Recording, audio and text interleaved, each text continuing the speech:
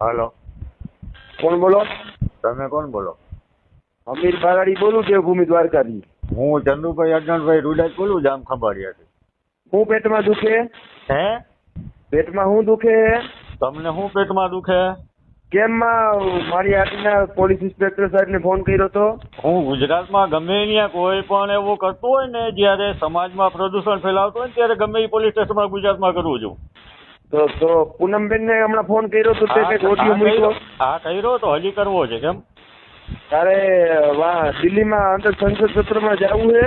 મારે દિલ્હી જવું છે, ગાંધીનગર જવું છે, પૂનમબેનને ફોન કરવો છે, બધું કરવું છે. બોલો બીજું. પૂનમબેનને આજ પછી ફોન કર્યો ને તો કાંકિયા તોડી નાખી તારા ઘરે આવી નહીં. એ છે તમારી પાસે સત્તાઈ છે? મારી પાસે સત્તા હોય કે ના હોય, મેં લગ્ન નથી કર્યા, તારી પાસે લીધ છે ને, મારે કોઈ નથી પાછળ. હા, એટલે તમે શું કરશો? હે, તારે કાંકિયા તોડી નાખી તારા ઘરે આવીને. ક્યારે આવો છો? તારું તું કે ત્યારે? હા, તો અત્યારે જાઓ. હાલો, નીકળો. હાલો, આવી જાઓ. તારા તને હાલો, એને જામ ગાર ખંભાળિયા આવી જાય. આવી જાઓ, જામ તારામાં ખંભાળિયા. તેવડ હોય ને તો તું એને ત્યાં જ રહેજે કાલે ઘેર, અને તું કેસ ના કરતો. રેડી? જો હું ઘેર જ છું, આવી જા તું. તારામાં તેવડ હોય તો હવે જે તે કીધું એ કરવા આવી જા. તારા કાંકિયા તોડી નાખવાના, પૂનમબેન ના ઓડિયો ડિલીટ કરી નાખીએ. નહીં થાય ડિલીટ, કોઈ દી નહીં થાય. અને હજી થશે. પૂનમબેન ને ફોન કરવામાં આવશે જ, સમજો? પૂનમબેન ને આજ પછી કોઈ દી એને બદનામ કરવાની કોશિશ કરી તો તારા કાંકિયા તોડી નાખી હું. તને કહું છું ને, પૂનમબેન ને હજી ફોન થશે. પૂનમબેન સાંસદ છે, જવાબદાર વ્યક્તિ છે, એની જવાબદારી થાય છે, એટલે હું એને ફોન કરીશ. સમજ્યા? અને તને ચંદુ, તું ખોટી જગ્યાએ એવો હા. પૂનમબેન, આ પૂનમબેન ઓલું તું ઓલું ના બચતો, અમીર બારાડી હે. એ ભલે જી હોય, પૂનમબેન ને હું ફોન કરીશ જ. બરાબર? ગૌચર જમીન પૂનમબેન ને કયો ગૌચર જમીન ખાલી કરાવે. ગૌચર જમીન તો આપણે હજી છે એ બધી વરાવી જ લેવાની છે. હવે સાઈડ કરી લેજે. હજી તમારે પછી એને વરાવી લેવાની છે. ગૌચર જમીન ખાઈ જવાની, એવું એમ? બધું ખાઈ જવું, એની માને કે લેવા જ નથી દેવું. હા, બધી આખા જિલ્લામાં જેટલી છે એની માના ખેડૂતને હું છૂટ દઉં.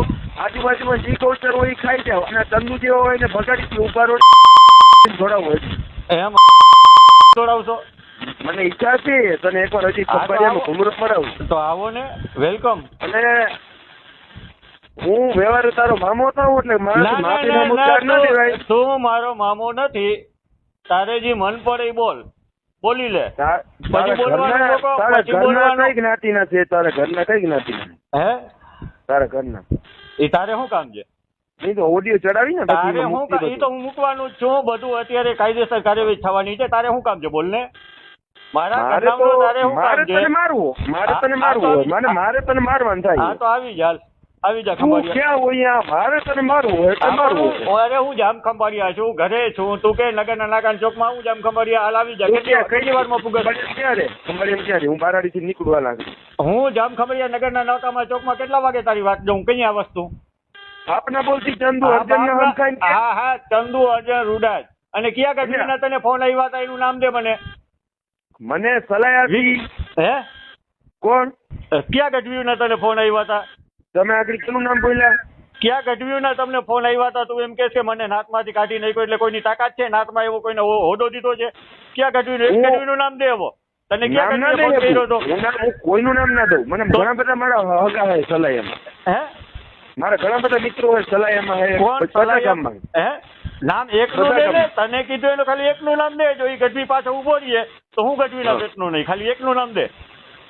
એ બધું ઠીક, પણ મારે તને મારવાનું એટલે મારવાનું છે. તો નગરના નાકે આવી જાય ને. ખંભાળિયા નગરના નાકે આવી જાય. મારે આજ પછી પૂનમબેન ને કોઈ દી ફોન કર્યો ને તો આ દુનિયા જોઈ. પૂનમબેન ને કહેજે સવારે જ મારો ફોન આવશે, તૈયાર રહીએ. તને હે ને મારે એવો પ્લાન છે કે તને માણસ છો ને, તું પૂનમબેન નો માણસ છો ને.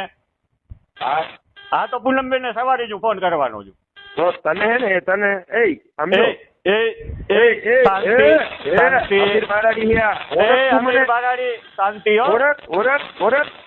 તું મને મરવી નાખીને હું તો ખબર નહીં પડે કોણ મારી ગયું. એટલે તું મને મરવી નાખી એમ? અરે હું ગમે એ કરું. અમીર બારાડી કોણ હે? નામ તો પૂછ દે બારાડી જઈને.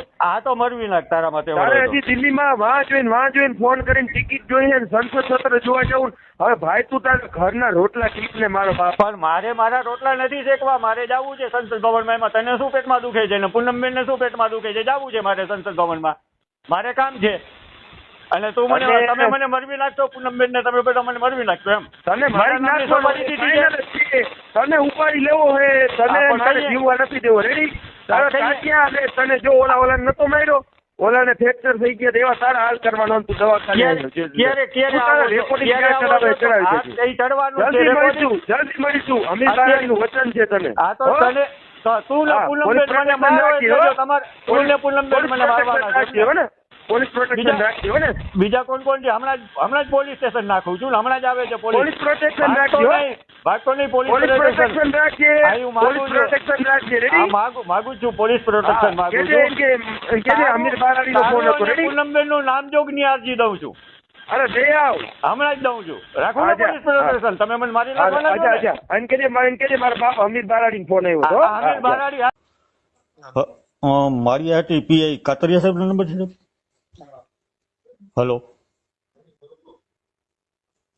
Hello sir. હા બોલો.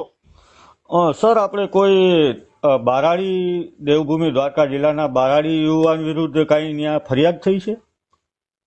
કમ્પ્લેન કોઈ અરજી કરેલ છે? અરજી આવેલી છે ને. અરજી કરેલ છે ને?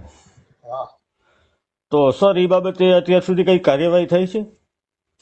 શેની? એ બાબત હું જામખંભાળિયાથી ચંદુભાઈ અજણભાઈ રૂડા. હલો,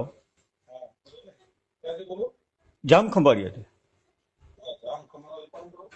ચંદુભાઈ અજણભાઈ રૂડા. હા સર, એની ઉપર અગાઉ પણ કાર્યવાહી થઈ ચૂકી છે ને. આ એક રાજકીય વગ ધરાવતો વ્યક્તિ છે. એ જાહેરમાં જેના ઉપર અરજી થઈ છે ને કોઈ લવ પ્રકરણ બાબતે, હા બરાબર, એનું અગાઉ પણ ફરિયાદ થઈ ચૂકી છે. રાજકીય વગ ધરાવતો વ્યક્તિ છે. એટલે પોલીસને પણ આ જો પોલીસ આવા લોકોને આટલી બધી છૂટછાટ આપશે ને અને ફરવાની છૂટ આપશે, એક ફેરે ગોંડલમાં થઈ છે. હજી આગળ જતા પણ એના ઉપર કાર્યવાહી બધી પોલીસ ફરિયાદો તો થવાની જ છે. તો અત્યારે એ બાજુ જ છે સર. કેમ કે હું તમને ભાઈ કોણ ભાઈ? જેની ઉપર કાર્યવાહી તમારે કરવાની છે ને, કાલે ફોન કર્યો હતો ને તમારા પીએસઓએ કે તમારા રાઇટરે, હા, એ અત્યારે તમારી બાજુ ડિસ્ટ્રિક્ટમાં જ છે, ઉપલેટાની આસપાસ. બરાબર. ઉપલેટા અમારામાં ન આવે. હા હા હા, પણ વિસ્તાર એ બાજુ થયો ને સર. હવે હું તમને એટલે જણાવું છું કે સર, હું છે ને પૂનમબેન માડમનું એક ફેરે મેં વિડીયો મૂક્યો હતો અગાઉ. અરે ભાઈ તમારે કઈ વાંધો નહીં, મતલબ અરજી જેની વિરુદ્ધ થઈ છે એની વિટલામાં છે એવું તમે કહેવા માંગો છો? હા, તો સર એની અટકાયત કરો ને કાર્યવાહી કરો. કેમ સર આવા અસામાજિક તત્વો જાહેરમાં મન ફાવે તેમ બોલે અને પાછા ગામમાં ફરતા હોય તો આ પોલીસ માટે પડકારરૂપ કહેવાય ને સાહેબ.